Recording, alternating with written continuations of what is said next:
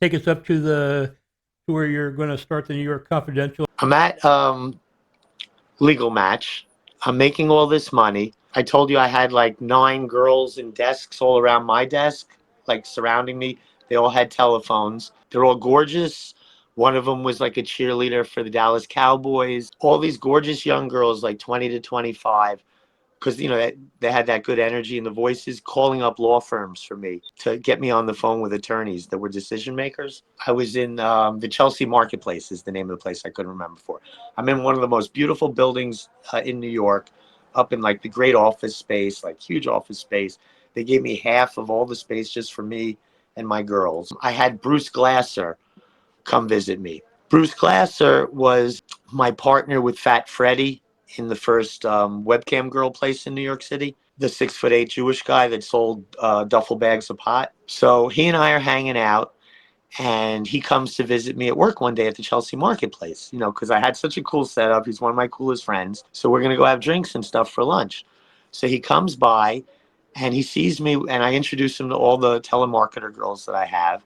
And he's like, Jason, holy shit, how'd you put together so many hot girls? And he says to me, with not the girls around, he goes, you have a fucking escort agency around you. I'm like, what do you mean? He's like, bro, these girls, you put together the best escort agency. This is sick. And I'm like, they're not escorts. They call up lawyers for me. He's like, yeah, but if you could get them for this, you could get them for the other.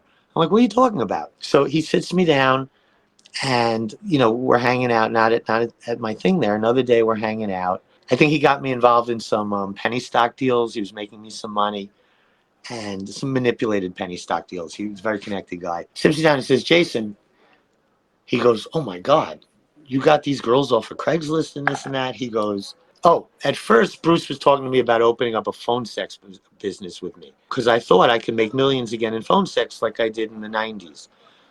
So then Bruce visits me at work, and he sees all the girls around me at Legal Match. And he goes, Jason, we're not doing a phone sex company. He goes, we're doing an escort agency. And I'm like, what? What? And he goes, let me tell you something. He goes, I never told you this before. He goes, but he's talking about himself. He goes, I probably spend more money on high-end escorts than anyone in the city.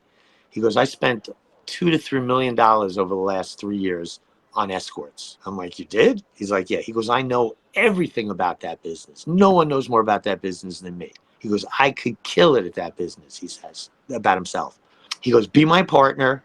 I got a great space in mind for us. We'll get our own townhouse on 54th Street in Manhattan, like unbelievable space, hidden. Like, be my partner. We'll do this. We'll both put up the money together. We'll be 50-50 partners, and we'll kill it. And this guy's so charismatic and cool. I'm like, fuck yeah. But so I'm making $10,000 a week, and then we start building this business. Like we took David Blaine. You ever heard of David Blaine, the magician? Obviously, right? Yeah. So there was a gorgeous townhouse across from where MoMA is, Museum of Modern Art, on 54th Street, between 5th and 6th Avenues, closer to 6th. Gorgeous, big money townhouse. One of the best restaurants in New York. E. Gadapardo was at the bottom.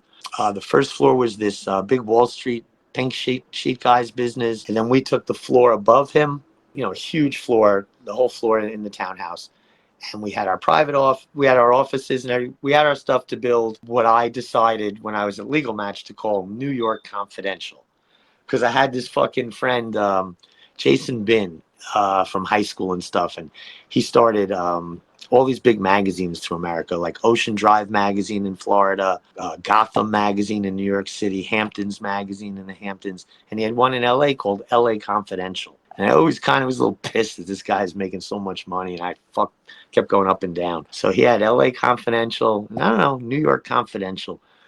Seemed like the ultimate escort agency name. So I went with that name. I trademarked it, all this shit. We start building this escort agency in the townhouse while I'm working at Legal Match.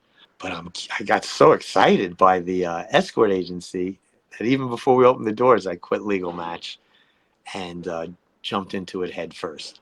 But that's the segue into how I left Legal Match to go to building New York Confidential, which is probably one of the greatest rides.